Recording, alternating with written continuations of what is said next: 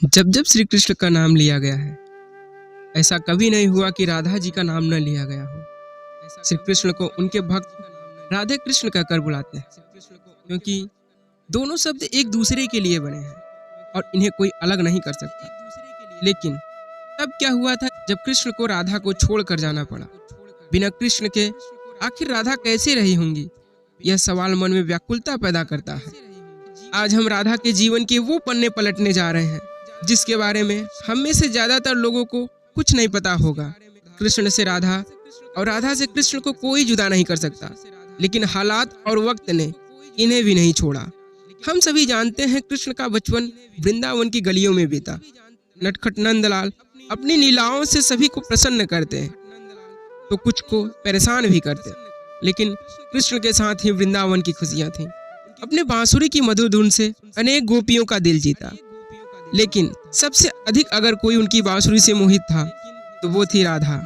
लेकिन राधा से कहीं ज्यादा प्यार कृष्ण उन्हें करते थे। राधा कृष्ण से उम्र में 5 वर्ष बड़ी थी, लेकिन फिर भी इस बात का कोई फर्क न कृष्ण को पड़ा न राधा को। राधा वृंदावन के कुछ ही दूर पर रेपली नामक गांव में रहती थी, लेकिन रोजाना कृष्ण की बांसुरी की धुन से वो खींची चली आती थी। कृष्ण का जीवन भी साधारण नहीं था। धीरे धीरे वह समय निकट आ रहा था जब कृष्ण को वृंदावन छोड़कर मथुरा जाना था। कृष्ण के मामा कंस का दुराचार चरम सीमा पर पहुंच चुका था और एक दिन कंस ने उनके भ्राता बलराम और कृष्ण को मथुरा आमंत्रित किया, और इसी बीच से वृंदावन के लोगों के भीतर एक डर पैदा हो गया।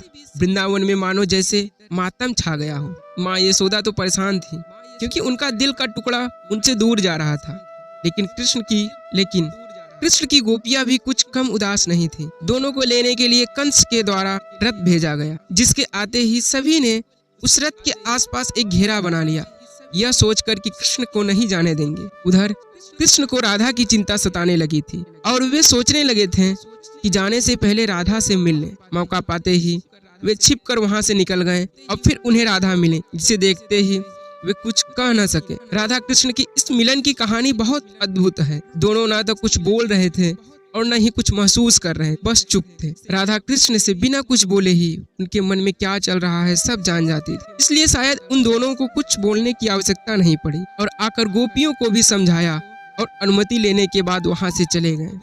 और वृंदावन कृष्ण के बिना सूना हो गया। न कोई चहल पहल था, न ही कृष्ण की लीलाओं की कोई झलक। सभी कृष्ण के जाने की गम में डूबे हुए थे, परंतु दूसरी ओर राधा को इस बात का कोई फर्क नहीं पड़ता था, क्योंकि उनकी दृष्टि में कृष्ण कभी अलग हुए ही नहीं थे।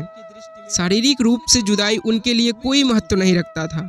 यदि कुछ महत्व था तो वो राधा कृष्ण का भावनात्मक रूप। कृष्ण के जाने के बाद राधा पूरे दिन उनके बारे में सोचती रही और ऐसे ही लंबा अरसा बीत गया। लेकिन आने वाले समय में राधा की जिंदगी क्या मोड़ लेने वाली थी, उन्हें इसका अंदाजा भी नहीं था। जो हर लड़की के साथ होता है वही राधा के साथ भी हुआ। माता पिता के दबाव में आकर राधा को विवाह करना पड़ा और अपना जीवन संतान घर गृहस्थी के नाम करना पड़ा। दिन बीतते गए, वर्ष बीत गए और अब समय आ गया था।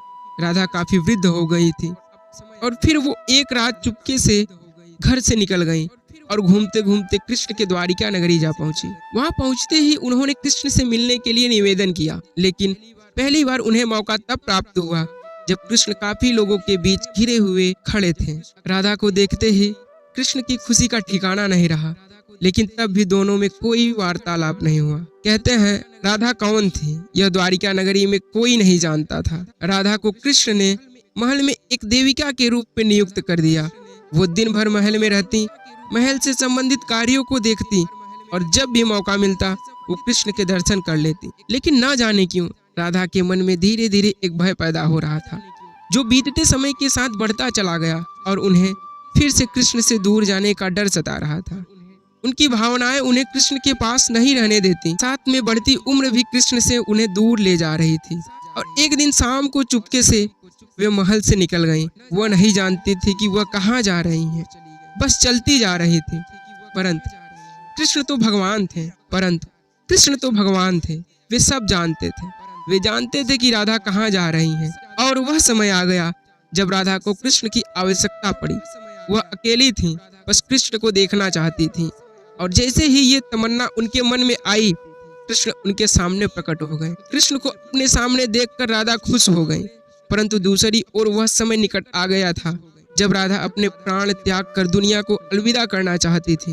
कृष्ण ने राधा से प्रश्न किया, कहा कि वो उनसे कुछ मांगे, लेकिन राधा ने मना कर दिया। कृष्ण ने फिर से कहा, जीवन भर राधा तुमने मुझसे कुछ नहीं मांगा। कृष्ण के अनुरोध पर राधा ने उन्हें बांसुरी बजाने को कहा।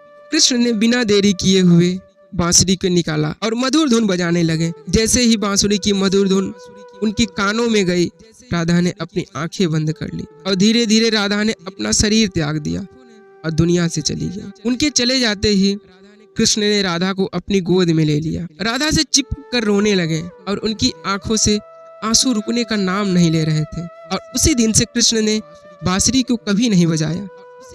तो ये थी राधा और कृष्ण के जीवन की कहानी। अगर आपको पसंद आई हो, इसे लाइक करें और शेयर करें और कमेंट करें। और हाँ, अगर आप हमारे चैनल पर अगर नए हैं तो चैनल को सब्सक्राइब जरूर करना। मिलते हैं अगली वीडियो में। जय श्री कृष्ण। धन्यवाद।